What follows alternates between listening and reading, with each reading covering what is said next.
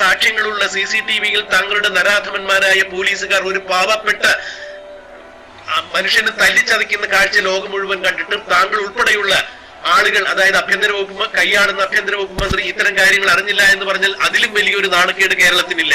താങ്കൾ ഈ വിഷയം അറിഞ്ഞിട്ടില്ല എന്നുണ്ടെങ്കിൽ താങ്കൾ ആഭ്യന്തര വകുപ്പ് മന്ത്രി ആയിരിക്കാൻ യാതൊരു കാര്യത്തിലും യോഗ്യനല്ല, അർഹനല്ല.